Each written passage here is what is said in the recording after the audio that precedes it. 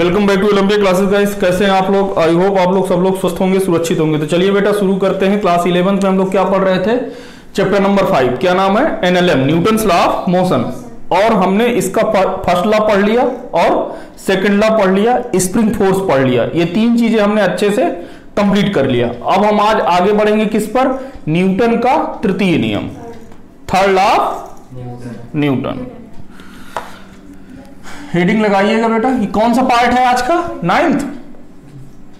चलिए, एनएलएम का तीसरा पार्ट है। हेडिंग लगाइएगा थर्ड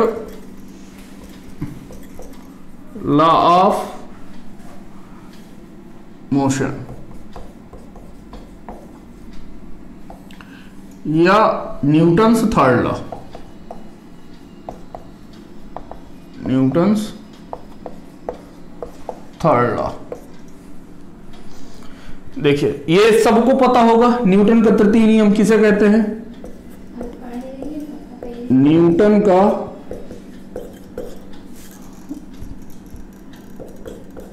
तृतीय नियम। देखो,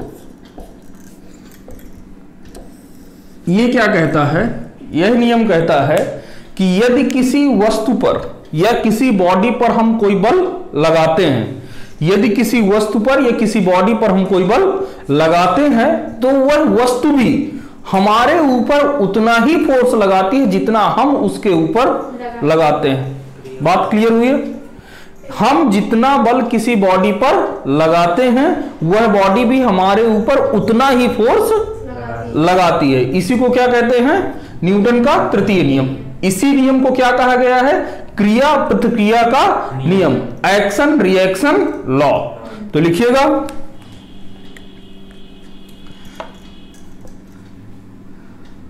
इस नियम के अनुसार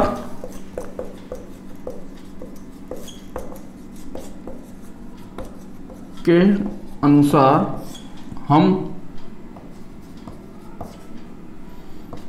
किसी वस्तु पर जितना बल लगाते हैं, वस्तु भी हमारे ऊपर उतना ही बल विपरीत दिशा में लगाती है, विपरीत दिशा में लगाती है। क्लियर हुआ? अगली लाइन लिखिएगा, इसी नियम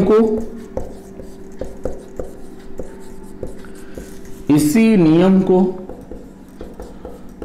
क्रिया प्रतिक्रिया का नियम भी कहते हैं। क्रिया प्रतिक्रिया का नियम भी कहते हैं। क्लियर हो गया? इसी को क्या कहते हैं? क्रिया प्रतिक्रिया का नियम भी कहते हैं, एक्शन रिएक्शन लॉ।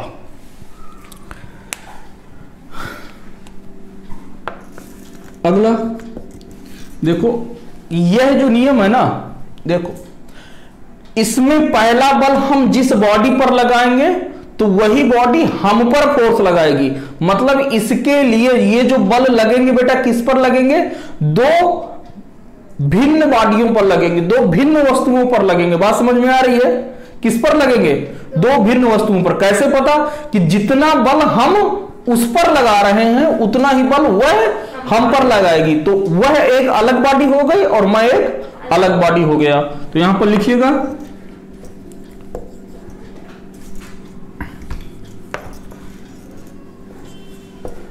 इसके अनुसार बल दो भिन्न वस्तुओं पर लगेगा। बात समझ में आई? कि नहीं? चलिए और क्या है देखिए, इसमें जो भैया बल लगेगा, ध्यान समझना, इसमें जो बल लगेगा वह यदि अभिलंब बल मैं उस पर लगा रहा हूं तो वह बॉडी भी मुझ पर क्या लगाएगी? अभिलंब बल लगाएगी। ऐसा नहीं होगा कि मैं उसे धक्का दे रहा हूं और वो मुझ पर अभिलंब बल लगाए, ये गलत हो जाएगा।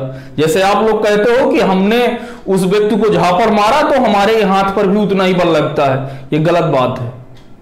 ठीक है, क्या हो क्या रहा है, हमने उसके गाल पर मारा तो लग कहां पर रहा है? हमारे हाथ पर। तो जितना फोर्स हम दे रहे हैं, यदि हम उसे अभिलंब बल के द्वारा मार रहे होंगे तो अभिलंब बल हमारे किस पे लगेगा? हाथ में लगेगा। बात समझ में आई? तो यहां पर क्या लिखना है कि यह जो बल लग रहा है यह किस पर लग रहा है? पहली बात तो दो भिन्न भिन्न वस्तुओं पर लगेगा। ठीक है, एक ही वस्तु पर यह बल नहीं लगेगा। दूसरी बात, इन जो भी बल लगेगा उसका नेचर क्या होगा? समान होगा। उसका नेचर क्या होगा? समान होगा। जैसे नॉर्मल के साथ नॉर्मल फोर्स लगेगी। बात समझ में आई? नॉर्मल फोर्स यदि किसी पर लग रही है तो दूसरा भी क्या लगाएगा? नॉर्मल फोर्स लगाएगा। दूसरी, यदि कोई टेंशन फोर्स लगा रहा है तो उस पर दूसरे वाले पर क्या लगेगा? Tension force. बात समझ में आई गई? तो लिखिए यहां पर बल का नेचर समान रहेगा तथा दिशा विपरीत रहेगी। क्लियर हुआ? अब देखो, जैसे कि यहां पर मैं इसको बना दिया, ये मान के चलो कि ये आपका क्या है भैया? m द्रव्यमान का क्या है? m द्रव्यमान का क्या है? एक टुकड़ा रखा हुआ है, ब्लॉक रखा हुआ है। इसका भार भैया किधर लगेगा? नीचे की ओर। तो ये रहा भार, हमने दिखा दिया नीचे की ओर। अब ये सतह क्या करेगी? इस ब्लॉक पर क्या करेगी? ऊपर की ओर नॉर्मल पर लगाएगी। किस पर लगाएगी?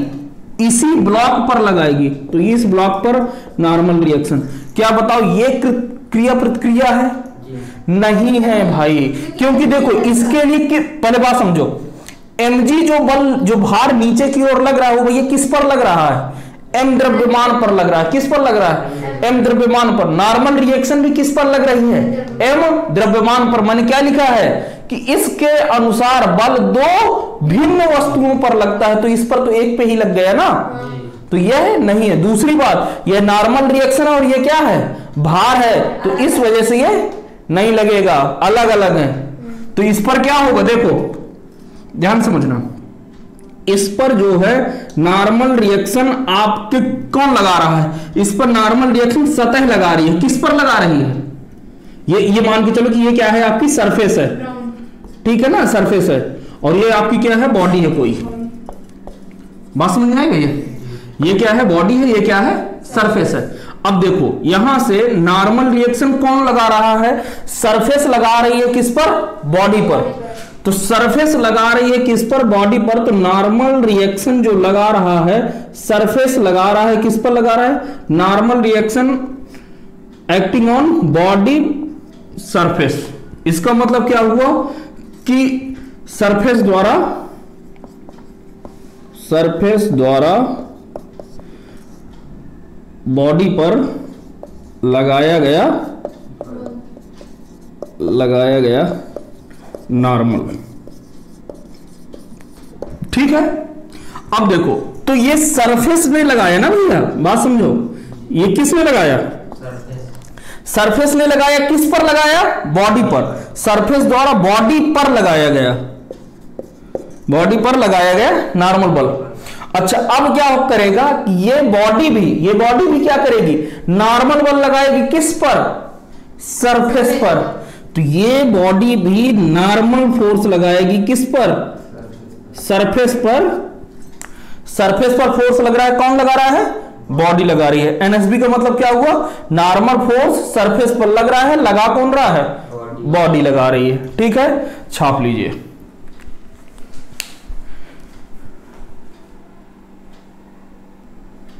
चलिए नोट डालो, लिखना शुरू करो।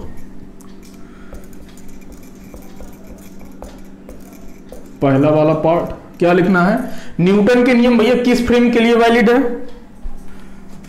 किस फ्रेम के लिए वैलिड है? इनर्शियल फ्रेम के लिए। बात समझ में आई?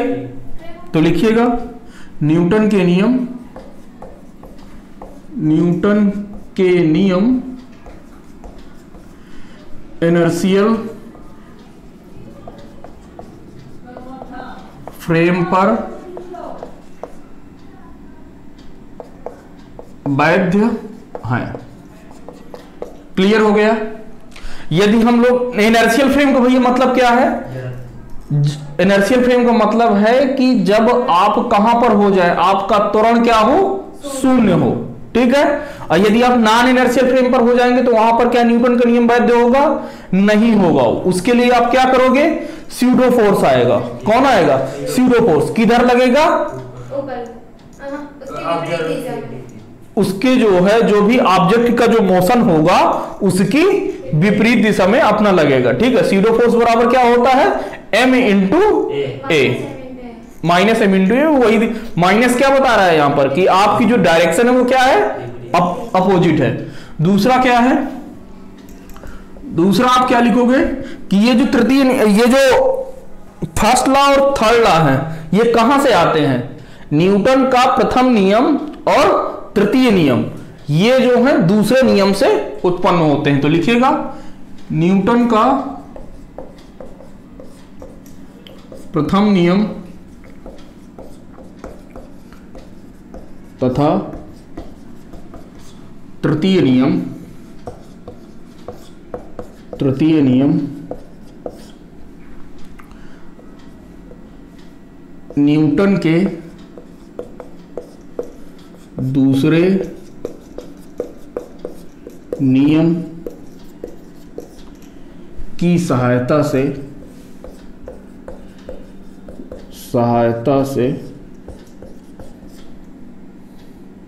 ज्ञात किए जा सकते हैं। ज्ञात किया जा सकता है। ठीक। न्यूटन का भैया द्वितीय नियम क्या होता है? मेरे को बताओ, न्यूटन का द्वितीय नियम क्या होता है? एग्जैक्ट बताओ। F बराबर dp अपॉन dt, जहां पर P क्या है भैया? रेखीय संवेग यानी कि मोमेंटम है। Change in momentum with respect to time is known as force. Change in momentum, DP का क्या मतलब? मैं इसको ऐसे भी लिख सकता हूं, delta P upon delta T, कि मोमेंटम में कितना चेंज हो रहा है कितने समय में। और ये बराबर भैया किसके है? आपके m इंटू ए के। क्लियर? तो ये तो क्या है आपका? यही तो है ना द्वितीय नियम। ये क्या है? द्वितीय नियम है। तो लिख लीजिए ये क्या है आपका? सेकंड। ये क्या है? नहीं, थर्ड नंबर नहीं है ये। अब हम ये जो स्टेटमेंट लिखा है अब इसी की सहायता से अब डेरिवेशन कर देंगे। ठीक है। अब देखो, अब यदि ये हो जाए जरा, तो प्रथम नियम क्या कहता है कि यदि बल आपका क्या हो? शून्य हो। बल क्या हो जाए भैया? शून्य हो जाए। तो ध्यान समझो, यहां से लिखेंगे कि यदि फोर्स बराबर क्या हो जाए बेटा? शून्य हो जाए। ध्यान समझना, यदि देखो क्या हो गया, यदि फोर्स आपका क्या हो जाए भैया? शून्य हो जाए। तो जब फोर्स शून्य होने का मतलब क्या है कि एम एफ बराबर एम इंटू ए बराबर ये क्या है? जीरो है बेटा। यहां से देखो, द्रव्यमान कभी भी शून्य नहीं हो सकता। तो क्या शून्य हुआ होगा यहां पर? त्वरण। क्या शून्य हुआ होगा? त्वरण। यानी कि यहां से आपने क्या निकाला कि त्वरण आपका क्या है? शून्य है। क्यों शून्य है? क्योंकि आपने क्या लिखा है कि m can never be zero, द्रव्यमान जीरो नहीं हो सकता। अच्छा, तो इस पे क्या है? देखो, एक्सीलरेशन शून्य है, त्वरण क्या है भैया? शून्य है। इसके दो आप मतलब निकाल सकते हो। पहला मतलब क्या निकाल सकते हो कि वेलोसिटी कैसी है, कांस्टेंट है। वेलोसिटी कैसी है, कांस्टेंट है, मतलब एक समान चाल से चल रहा है, यानी वेलोसिटी में परिवर्तन नहीं हो रहा, तभी त्वरण क्या है, शून्य है। दूसरा आप क्या है कि उसके पास चाल ही नहीं है, वेलोसिटी ही नहीं है, यानी कि वेलोसिटी भी क्या है, शून्य है। तो इससे आपने क्या मतलब निकाला, दो मतलब निकाला। पहला मतलब क्या निकला कि पहला तो आपका मतलब निकला कि वेलोसिटी जो है वो आपकी क्या है, कांस्टेंट है। कैसी है भैया, कांस्टेंट है। बात समझ में आई कि त्वरण शून्य होने का मतलब क्या हुआ कि वेलोसिटी क्या है, कांस्टेंट है। या दूसरा मतलब क्या निकला भैया कि आपकी जो वेलोसिटी है वही क्या है, शून्य है। बात समझ रहे हो ना। यदि कह दे कि वेलोसिटी किसी की 0 है तो उसका त्वरण भी 0 होगा। यदि कह दे कि किसी का कांस्टेंट, वेलोसिटी कैसी है, कांस्टेंट है, नियत है, एक समान है, तो उसका त्वरण क्या हो जाएगा, 0। तो आप यही तो निकाल सकते हो। तो इससे क्या निकल रहा है, देखो इससे क्या पता चल रहा है कि यदि आप किसी को भी, यदि वेलोसिटी शून्य है, यदि वेलोसिटी क्या है, शून्य है, और वेलोसिटी कांस्टेंट है, तो आपका त्वरण क्या होगा, शून्य होगा। और यदि त्वरण शून्य होगा तो फोर्स भी क्या होगा, शून्य होगा। इसका मतलब जड़त्व का नियम आया। जड़त्व के नियम में क्या लिखवाया था कि यदि कोई वस्तु, यदि लिखवाया था कि यदि कोई वस्तु एक समान चाल से चल रही है तो वह चलती रहेगी, या रुकी हुई है तो वह रुकी हुई रहेगी, जब तक कि उस पर कोई बाह्य बल ना लगाया जाए। तो देखो जब बाह्य बल नहीं लगाया जा रहा यानी कि फोर्स कितना है, 0। तो फोर्स 0 है, तो ये चीजें हैं। बात समझ में आ गई। तो हम फर्स्ट लॉ क्या कर दिए, प्रूफ। ये आपका फर्स्ट लॉ हो गया, ठीक है।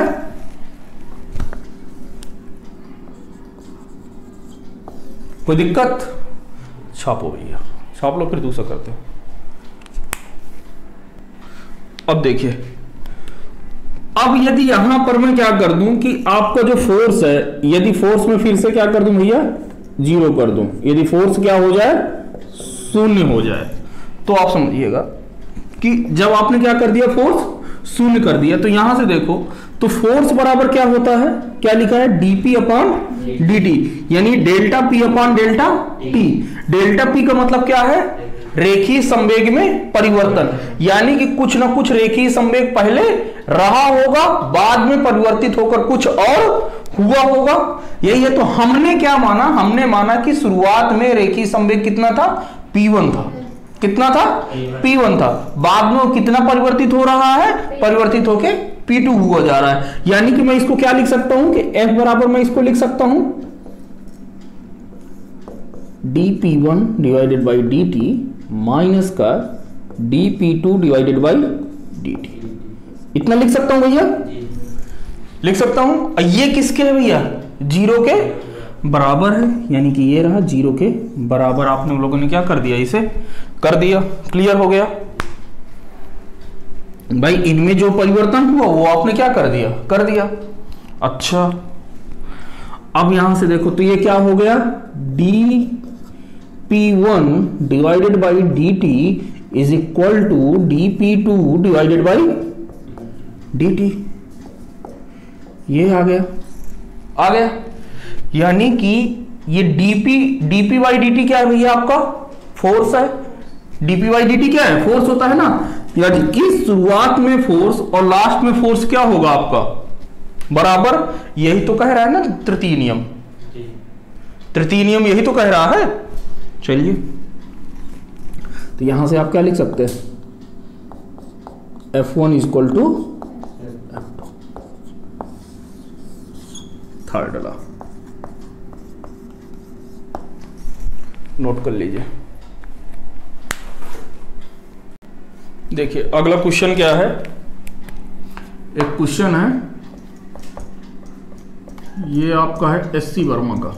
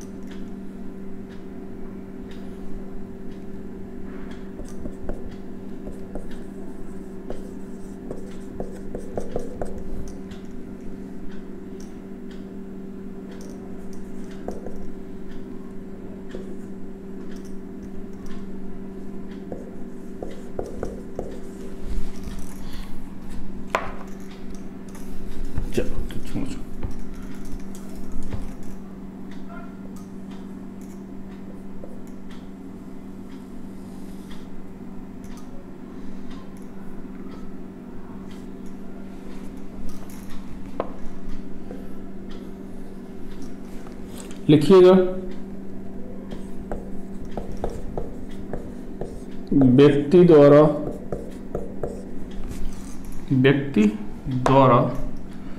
डोरी पर लगाया गया बल ज्ञात कीजिए जिससे कि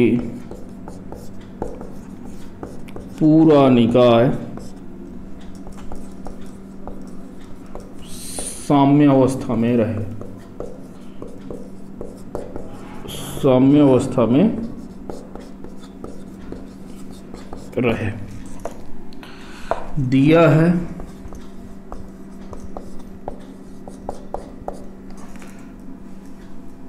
लिफ्ट का द्रव्यमान, लिफ्ट का द्रव्यमान आपको दिया हुआ है 25 kg।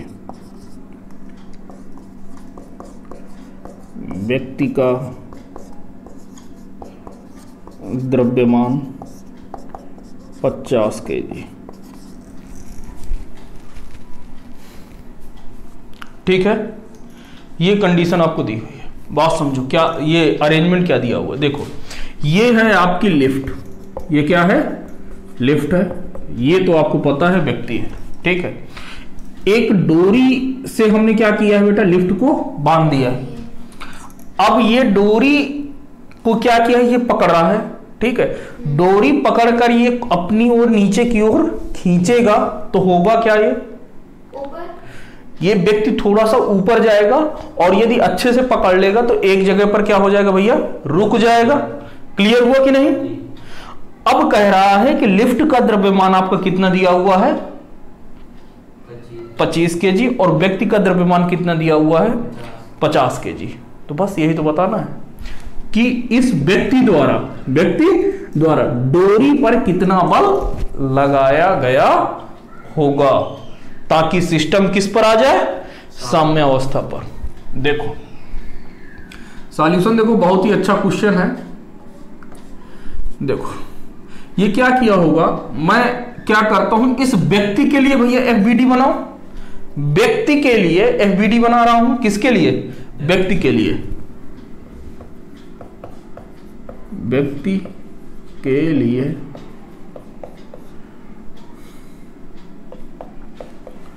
एफबीडी। जब आप व्यक्ति के लिए एफबीडी बनाओगे, किसके लिए बनाओगे भैया, व्यक्ति के लिए, तो यदि आप ध्यान से देखोगे तो ये मान के चलो कि ये व्यक्ति है भैया, है ये व्यक्ति का द्रव्यमान रहा। व्यक्ति का भार बेटा किधर लगेगा, नीचे की ओर, और आपने क्या कर लिया है, G बराबर 10 मीटर पर सेकेंड स्क्वायर रख दिया। ठीक है, तो व्यक्ति का द्रव्यमान कितना भैया, 50 है, तो भार कितना हो जाएगा, 500 होगा। बहुत बढ़िया। अब व्यक्ति भैया कहां पर खड़ा है, आप मेरे को ये बताओ, व्यक्ति कहां पर खड़ा है, लिफ्ट पर। तो लिफ्ट उस पर क्या लगा रही होगी, नॉर्मल रिएक्शन। लिफ्ट क्या लगा रही होगी, नॉर्मल रिएक्शन। तो नॉर्मल रिएक्शन ये ऊपर की ओर लग गया। क्लियर। अब व्यक्ति ने क्या किया है, व्यक्ति ने इस डोरी को पकड़ा है। डोरी को क्या किया है, पकड़ा है। तो व्यक्ति जब डोरी को पकड़ा है तो डोरी के कारण इस व्यक्ति पर क्या लग रहा होगा, टेंशन, हाथ में टेंशन लग रहा होगा। तो ये रहा, हमने ऊपर की ओर क्या दिखा दिया भैया, टेंशन फोर्स भी दिखा दिया। क्लियर हो गया। तो अब यहां से आप क्या दिखा सकते हो, n प्लस का t is equal to 500। Clear हुआ कि नहीं। और ये समीकरण नंबर 1। क्लियर। ये किसकी, व्यक्ति के लिए एफबीडी बना लिया है। क्लियर हुआ। अब किसके लिए बना ले, लिफ्ट की। तो लिफ्ट की एफबीडी,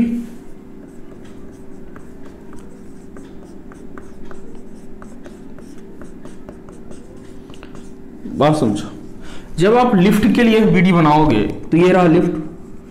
अब ध्यान समझ रहा, लिफ्ट क्या कर रही होगी भैया, लिफ्ट का भार नीचे की ओर लग रहा होगा। कितना लग रहा होगा लिफ्ट का भार, 250। 250। अच्छा, बहुत बढ़िया। अब यार मेरे को बताओ, लिफ्ट ने व्यक्ति के ऊपर क्या लगाया था? Normal reaction. तो उतनी ही नॉर्मल रिएक्शन कौन लगाएगा? व्यक्ति लगाएगा। किस पर? लिफ्ट पर। तो ये और ये वाला नॉर्मल रिएक्शन क्रिया प्रतिक्रिया का नियम है। क्लियर हुआ? और कोई दिक्कत यहां पर? चलो, अब इसका जो T है, टेंशन, टेंशन इस डोरी पर भी तो लग रहा होगा ना। यहां पर भाई लिफ्ट से ये वाली डोरी तो अटैच है ना, तो ये टेंशन किस पर लग रहा है? लिफ्ट पर, लिफ्ट की डोरी पर लग रहा है ना। लिफ्ट से अटका हुआ है तो टेंशन ऊपर की ओर T। अच्छा, इधर का टेंशन सेम रहेगा क्योंकि डोरी सेम है। क्लियर हुआ? तो अब भैया कितना हो जाएगा यहां से देखो, तो T बराबर दिस प्लस का दिस। क्लियर हुआ? यहां से मैं क्या लिख सकता हूं? T माइनस का N इज इक्वल टू इतना, इक्वेशन नंबर 2। इनको आप सॉल्व करोगे तो n से n मर जाएंगे, इनको जोड़ दोगे तो 2t बराबर कितना आ गया मेरे भाई? 750। यानी t बराबर कितना आ गया? 750 बटा 2, यानी कि ये कितना हो गया बेटा? 300। 750 को आधा कितना? ये 375।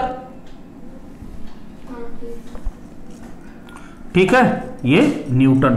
तो इतना ही फोर्स लगेगा। यही फोर्स भाई, टेंशन ही फोर्स तो लग रहा होगा ना। ये इस पर कितना फोर्स लगा रहा, जितना खींच रहा होगा ये वाला फोर्स, ये नीचे की ओर फोर्स लगा रहा होगा ना। किधर लगा रहा होगा? नीचे की ओर। तो इस डोरी पर क्या आ रहा होगा? टेंशन। तो ये वाला और ये क्या है? इसके बराबर फोर्स है। तो यही फोर्स कितना आया? 375 न्यूटन। नोट कर लीजिए। चलिए शुरू करते हैं घर्षण बल। ठीक है, अभी जो भी एग्जांपल आएगा सब पता चल जाएगा। फ्रिक्शन फोर्स, घर्षण बल। चलिए, क्या कहते हैं इसे? घर्षण बल। देखिए, बहुत अच्छा कॉन्सेप्ट है, बात समझिएगा। एक नंबर मतलब एक क्वेश्चन 4 नंबर का कंपटीशन में आना ही आना है, चाहे कुछ भी हो जाए, दुनिया इधर से उधर हो जाए, लेकिन आएगा ही आएगा। हाँ, ये बात जरूरी है कि प्योर फ्रिक्शन से नहीं आएगा, ये भी कंफर्म। प्योर फ्रिक्शन से नहीं आएगा, लेकिन इसका कहीं ना कहीं वो क्या करवा लेगा? यूज करवा लेगा और फिर वहां से क्वेश्चन बनाकर देगा, तभी होगा। देखो, घर्षण बल कहते किसे? घर्षण बल का आपने कुछ एग्जाम्पल सूझ रहा है क्या? चलते हैं तो साइकिल के पहिए में हाँ, और मतलब जो जैसे ऐसे घूमो तो इसकी जो दिशा के विपरीत लगता है। देखो, अब बात समझो। घर्षण बल जब भी आएगा वहां पर बात होगी किसकी? रिलेटिव मोशन की। किसकी बात होगी? रिलेटिव मोशन की। बात समझ में आई? जब भी घर्षण बल आएगा वहां पर आपको क्या याद रखना है? रिलेटिव मोशन, सापेक्ष गति। क्या याद रखना है? सापेक्ष गति। अब घर्षण बल आपका आएगा तो वहां पर क्या होगी? यह क्या करता है? घर्षण बल एक ऐसा बल होता है जो आपकी सापेक्ष गति का क्या करता है? विरोध करता है। सापेक्ष गति का क्या करता है? विरोध करता है। या सापेक्ष गति जो होने वाली होती है, हुई नहीं है, होने वाली होती है, तो उसका भी ये क्या करता है? विरोध करता है। बस उसी को क्या कहते हैं? घर्षण बल कहते हैं या फ्रिक्शन फोर्स कहते हैं। तो लिख लीजिए, यह एक ऐसा बल है जो रिलेटिव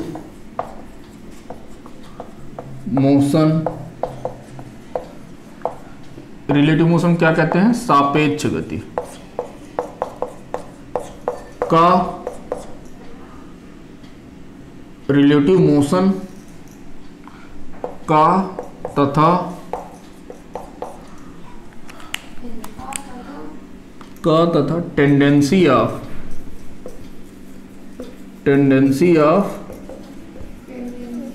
रिलेटिव मोशन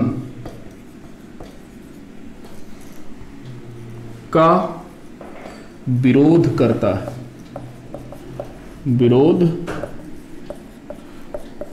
है, घर्षण बल कहलाता है। घर्षण बल कहलाता है।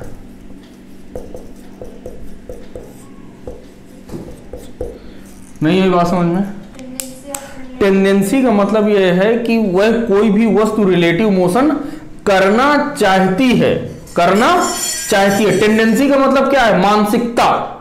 टेंडेंसी का मतलब एक तरीके से क्या है? मानसिकता ना। तो टेंडेंसी ऑफ रिलेटिव मोशन मतलब वो रिलेटिव मोशन की क्या रखता है? टेंडेंसी रखता है, यानी कि मानसिकता रखता है। वह होना चाहता है लेकिन हो नहीं रहा। ठीक है, हो नहीं पा रहा या हो नहीं रहा है। ठीक है, तो घर्षण बल कैसा है? वह रिलेटिव मोशन को क्या करेगा? अपोज करेगा, या टेंडेंसी ऑफ रिलेटिव मोशन का क्या करेगा? अपोज करेगा, मतलब उसका क्या करेगा? विरोध करेगा। इसकी दिशा किधर होगी? इसकी दिशा रिलेटिव मोशन की विपरीत दिशा में होगी। तो यह भी लिख लीजिए, इसकी दिशा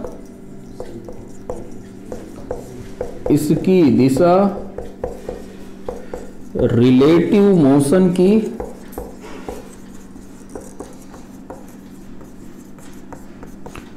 विपरीत दिशा में होगी। इसकी दिशा किधर होगी? रिलेटिव मोशन की विपरीत दिशा में होगी। बहुत बढ़िया।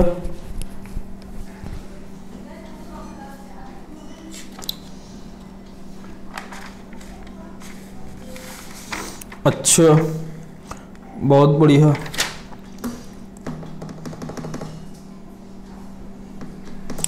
फ्रिक्शन फोर्स कभी कभी क्या करता है? बॉडी के मोशन को सपोर्ट करता है, कभी अपोज करता है। बात समझ में आ रही है? या तो न्यूट्रल रहता है। नहीं आई बात समझ में? फ्रिक्शन फोर्स जो आपका घर्षण बल रहता है, कभी कभी वह वस्तु की गति को क्या करता है? समर्थन करता है या उसका विरोध करता है, और कभी कभी न्यूट्रल रहता है, मतलब कुछ करता ही नहीं। बात समझ में आई? तो लिखिएगा, घर्षण बल कभी कभी घर्षण बल वस्तु की गति का समर्थन, ये कैसे लिखते हैं यार?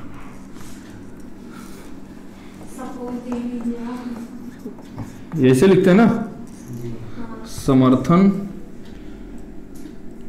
विरोध या उदासीन रहता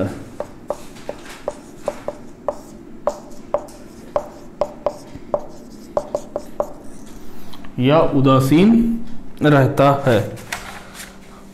अतः घर्षण बल द्वारा किया गया कार्य,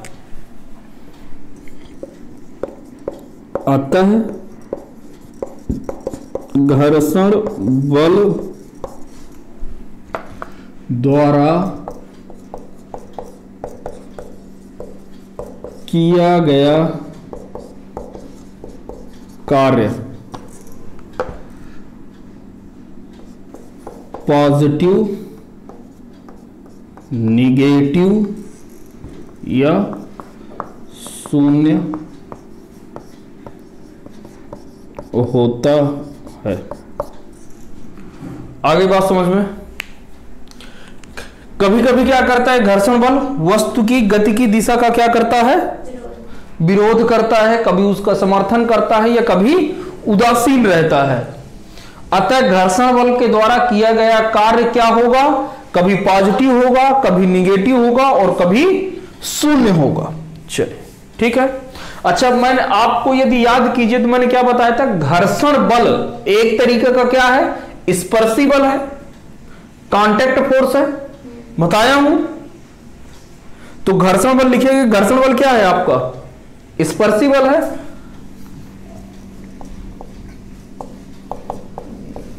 घर्षण बल कांटेक्ट फोर्स है,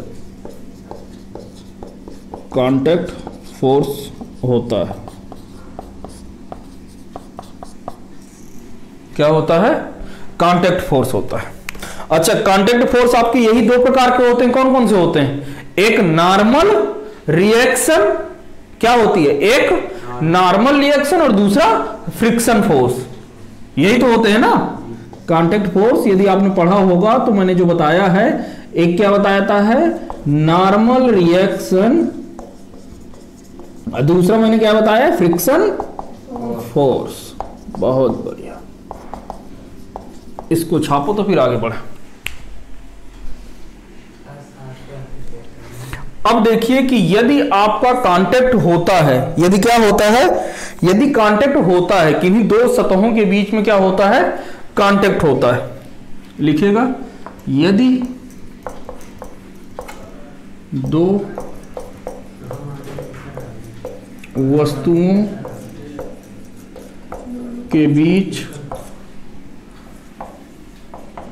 कांटेक्ट हो तो, देखो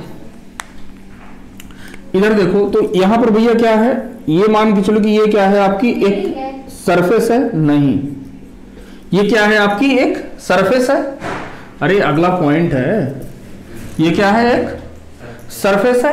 इस सरफेस पर भैया हमने एक एन ब्लॉक का एक क्या रख दिया भैया, टुकड़ा रख दिया है, इसको मैं एफ बल लगा करके इधर आगे खींच रहा हूं, एफ बल लगा करके मैं क्या कर रहा हूं भैया, इसे आगे की ओर खींच रहा हूं।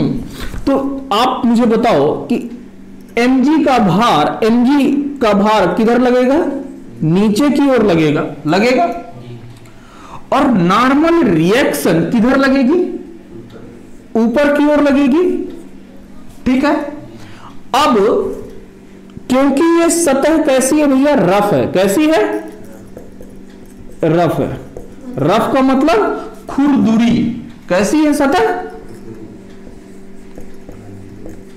खुरदरी या खुरदुरी, क्या क्या क्या होता, क्या खुरदुरी होता है, चलो कैसी है, रफ सरफेस है, ठीक है।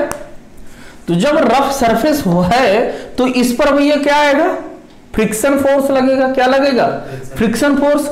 अच्छा, अब आप मेरे को बताओ, मैं इसको ब्लॉक को पकड़ के आगे की ओर खींच रहा हूं, यानी मोशन किधर हो रहा है भैया, आगे की ओर, तो मोशन की विपरीत दिशा में क्या लगेगा, फ्रिक्शन फोर्स। तो ये रहे आपका फ्रिक्शन फोर्स, ये लगेगा फ्रिक्शन फोर्स, ठीक, बात समझ में आया, ये क्या लगेगा, फ्रिक्शन फोर्स। चलिए, अच्छा यदि आप देखो तो ये नॉर्मल रिएक्शन जो है, नॉर्मल रिएक्शन और फ्रिक्शन फोर्स के बीच में कितने का एंगल है, नॉर्मल फोर्स और फ्रिक्शन फोर्स के बीच में एंगल कितने का है, 90 डिग्री का है, कितने का है, 90 डिग्री का। ये क्लियर हुआ कि नहीं, बिल्कुल, सुनो पहले, फोर्स की विपरीत दिशा में नहीं, गलत बात, गति की, रिलेटिव मोशन की गति की विपरीत दिशा में लगेगा, रिलेटिव मोशन की विपरीत दिशा में। तो ये तो मतलब मान के चलो कि ये क्या है, ये तो अर्थ है, ठीक है, पृथ्वी है, अर्थ तो रुकी हुई है, ये क्या है, ये आगे मोशन कर रहा है, तो जब ये आगे मोशन कर रहा है तो हमारा किधर लगेगा, पीछे की ओर। अच्छा, मैंने एक चीज नहीं लिखा है, आप लिखिएगा, क्या है, हाँ लिखिए, घर्षण बल दो सतहों के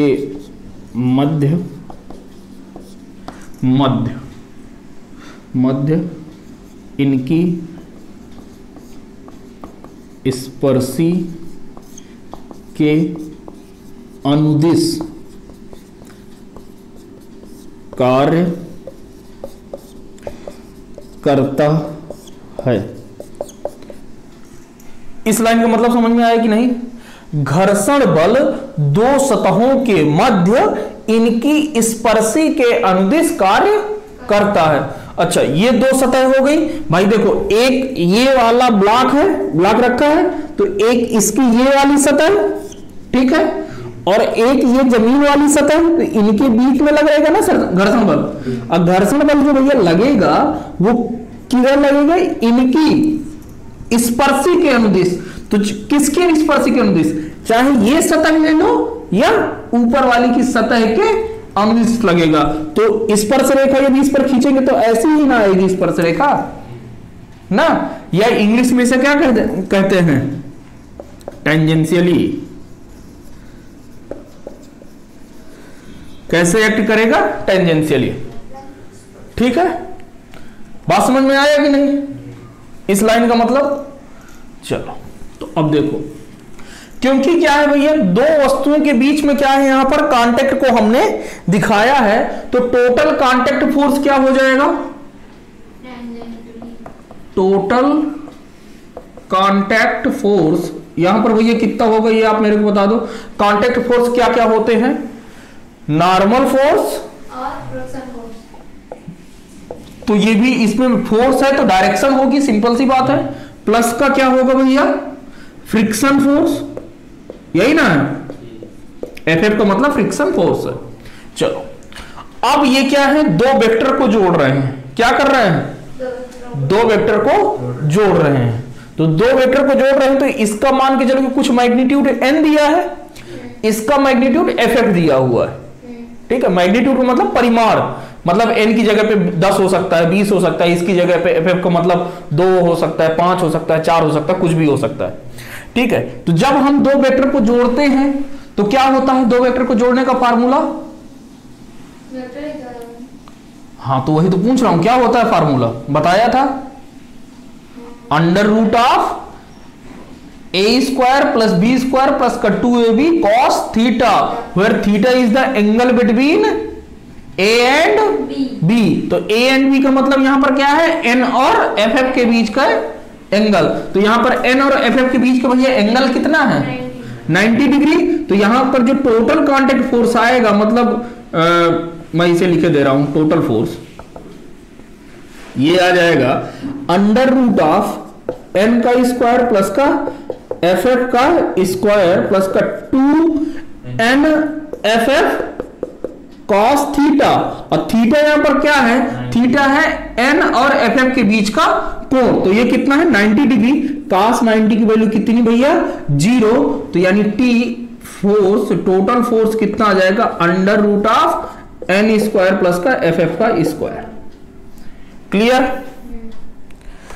कि नहीं, बहुत बढ़िया। तो ये आ गया आपका क्या, टोटल फोर्स। अच्छा अब देखो, यदि क्या कह रहा है कि यदि कांटेक्ट फोर्स जो है, यदि ये नॉर्मल रिएक्शन क्या कह रहा है कि यदि नॉर्मल रिएक्शन आपकी क्या हो जाए, शून्य हो जाए, क्या हो जाए, नॉर्मल रिएक्शन शून्य हो जाए, तो फ्रिक्शन फोर्स भी क्या होगा भाई, शून्य होगा, कंफर्म है। नहीं भाई, नहीं आई बात समझ में, नहीं आया क्या, देखो ये कैसे हैं, दोनों कांटेक्ट फोर्स हैं। नॉर्मल रिएक्शन हर एक केस में आती है, चाहे चिकनी सतह हो चाहे जो भी सतह हो, बात समझ में आई। यदि इनके बीच में कांटेक्ट है, यदि इनके बीच में कांटेक्ट है तो नॉर्मल रिएक्शन रहेगी ही रहेगी, ठीक है। यानी कि यदि नॉर्मल रिएक्शन आपका क्या है, इज नॉट इक्वल टू 0, मतलब इज नॉट इक्वल टू 0 का मतलब क्या हुआ कि अब यहां पर सतह क्या है, एक दूसरे के संपर्क में है। क्योंकि नॉर्मल रिएक्शन तभी आती है जब दो सतहें एक दूसरे की किस में होती हैं, संपर्क में होती हैं। अच्छा, तो जब नॉर्मल रिएक्शन शून्य हो गया तब आपका फ्रिक्शन फोर्स आपका 0 हो भी सकता है और 0 नहीं भी। आई बात समझ में कि यदि नॉर्मल रिएक्शन 0 नहीं है तो आपका फ्रिक्शन फोर्स 0 हो भी सकता है और नहीं भी। क्यों, ऐसा क्यों मैंने कहा, क्योंकि भैया ये जो फ्रिक्शन फोर्स है किस पर, ये रफ सतह पर लग रहा है। किस पर लग रहा है? खुरदुरी सतह पर। यदि वह कह दे कि यह सतह कैसी है? चिकनी है, घर्षण रहित है, तो उस पर फ्रिक्शन फोर्स तो 0 लगेगा ना। और यदि उसकी सतह के बारे में बात नहीं किया तो यानी कि वो कैसी होगी? खुरदुरी ही होगी, तो उस पर फ्रिक्शन फोर्स कुछ ना कुछ लग रहा होगा, 0 नहीं होगा। बात समझ में आए? और दूसरा केस क्या बन सकता है कि यदि नॉर्मल रिएक्शन आपका क्या हो जाए भैया? 0 हो जाए, यानी कि अब कांटेक्ट ही नहीं रहा। तो जब कांटेक्ट ही नहीं रहेगा, दो सतहें दूर दूर रहेंगी, तो उनके बीच में फ्रिक्शन फोर्स भी नहीं लगेगा, तो यानी कि फ्रिक्शन फोर्स भी क्या हो जाएगा? 0। छाप लीजिए भाई।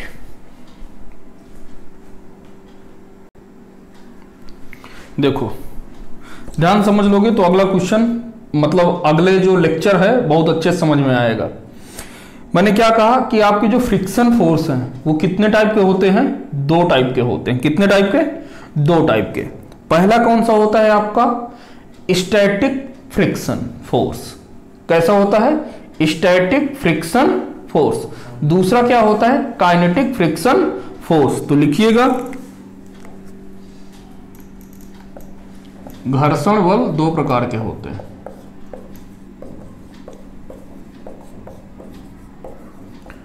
दो प्रकार के होते। क्लियर?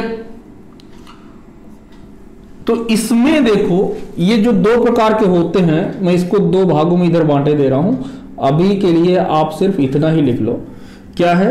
एक होता है स्टैटिक फ्रिक्शन फोर्स, इसको हिंदी में कहते हैं स्थैतिक घर्षण बल। दूसरा है काइनेटिक फ्रिक्शन फोर्स। इसको क्या कहते हैं? इसको कहते हैं गतिज घर्षण बल।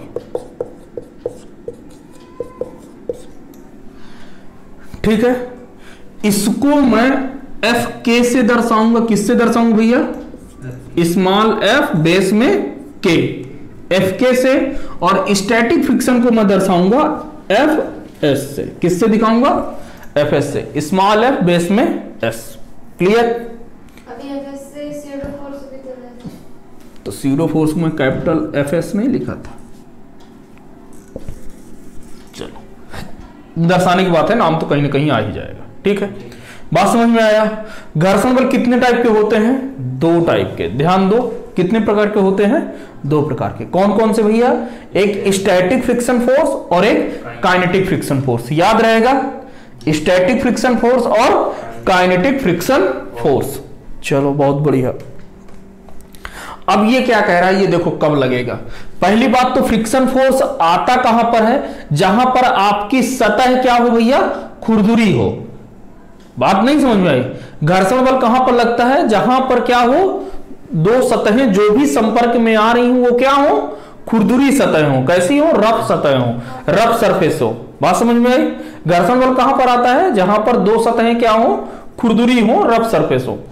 अच्छा, तो यहां पर देखो स्टैटिक से क्या मतलब है कि यह कब लगेगा? स्टैटिक वाला। अच्छा, स्टैटिक से कुछ स्थैतिक से कुछ समझ में आ रहा है? स्टैटिक से या स्थैतिक से कुछ इनके वर्ड का मतलब पता चल रहा है हिंदी में या इंग्लिश में? स्थैतिक का मतलब होता है रुका हुआ। स्थैतिक का मतलब क्या होता है? स्थिर या रुका हुआ। काइनेटिक फ्रिक्शन का क्या मतलब है? गतिज घर्षण का क्या मतलब है? काइनेटिक कब आती है? काइनेटिक एनर्जी कब आती है? जब गति होती है। बात समझ रहे हो? काइनेटिक एनर्जी का फार्मूला क्या होता है? हाफ mv², वही ना होता है। तो यहां से आपको वही याद करना। तो काइनेटिक मतलब गतिज, काइनेटिक मतलब क्या? गतिज। तो इसके पास कुछ ना कुछ गति होगी। तो अब देखो बात समझ में आती है। स्टैटिक फ्रिक्शन या स्टैटिक फ्रिक्शन फोर्स उसे कहते हैं कि जब आपका रिलेटिव मोशन क्या हो? रिलेटिव मोशन की टेंडेंसी हो। क्या हो? रिलेटिव मोशन ना हो, रिलेटिव मोशन की क्या हो, टेंडेंसी हो, यानी कि बॉडी अभी भी किस पर हो, रेस्ट पर। नहीं बात समझ में आई? रिलेटिव मोशन क्या हो, रिलेटिव मोशन ना हो रहा हो, क्या हो उसकी टेंडेंसी हो, रिलेटिव मोशन चाह रहा हो, वो वस्तु आगे बढ़ना चाह रही हो लेकिन आगे बढ़ नहीं पा रही, यानी कि बॉडी अभी भी किस पर है, रेस्ट पर है। बात समझ में आई? तो उस केस में जो भी फ्रिक्शन आएगा उसे क्या कहेंगे, स्टैटिक फ्रिक्शन फोर्स। आगे बात समझ में, साफ साफ अंतर समझ में आना चाहिए कि स्टैटिक फ्रिक्शन फोर्स किसे कहते हैं। फिर से क्या है, क्या मैंने बोला कि यदि कोई बॉडी है वह रिलेटिव मोशन की उसके पास टेंडेंसी है, रिलेटिव मोशन वह करना चाह रही है लेकिन कर नहीं पा रही है, यानी कि बॉडी अभी भी किस पर है, रेस्ट पर है, तो उस केस में कौन सा घर्षण बल आएगा, स्टैटिक। क्लियर? काइनेटिक के लिए आ जाओ। काइनेटिक का मतलब क्या है कि बॉडी जब क्या कर रही, रिलेटिव मोशन कर रही हो, बात अंतर समझो। काइनेटिक में क्या है, बॉडी क्या कर रही हो, रिलेटिव मोशन कर रही हो, उसे उस जगह पर क्या आएगा, काइनेटिक फ्रिक्शन फोर्स। आगे बात समझ में? तो यहां पर क्या होगा, यहां पर होगा टेंडेंसी ऑफ रिलेटिव मोशन, और बॉडी अभी भी किस पर रहेगी, बॉडी रिमेन रेस्ट, बॉडी क्या होगी, रुकी हुई रहेगी, किस पर रहेगी, रुकी हुई रहेगी। ठीक है, बात समझ में आ गई? इंग्लिश मीडियम को दिक्कत तो नहीं है? बॉडी क्या रहेगी, अभी भी वस्तु क्या रहेगी, रुकी हुई रहेगी।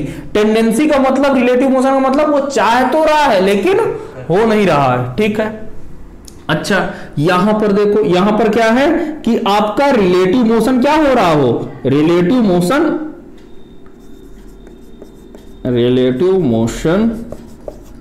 हो रहा हो। ठीक है, यहां यानी कि बॉडी आपकी रेस्ट पर नहीं है,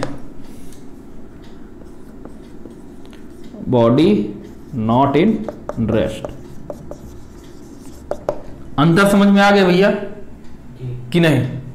अच्छा, ये जो देखो, जैसे इसका एग्जांपल देखो, मैं बता रहा हूं। जैसे कोई मान के चलो कि आपके पास क्या है, 50 किलो की मान के चलो कि गेहूं से भरी हुई बोरी रखी है। ठीक है, मान के चलो कि ये हम यहां पर हैं, गेहूं से भरी हुई बोरी रखी है, ये बोरी है। ठीक है, ये 50 केजी का है।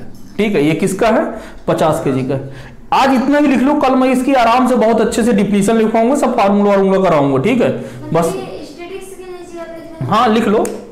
तो देखो होगा क्या, ये पहले बात समझो कि आप इसको, इस सतह का कुछ फ्रिक्शन कोफिशिएंट दिया होगा, क्या दिया होगा, एफएस दिया होगा, एफएस नहीं, म्यू, क्या दिया होगा, म्यू एस दिया होगा। क्या दिया होगा, म्यू एस या म्यू के, मैं अभी बता दे रहा हूं, म्यू के या म्यू एस आपको यह बताता है कि सतह खुरदुरी कितनी है।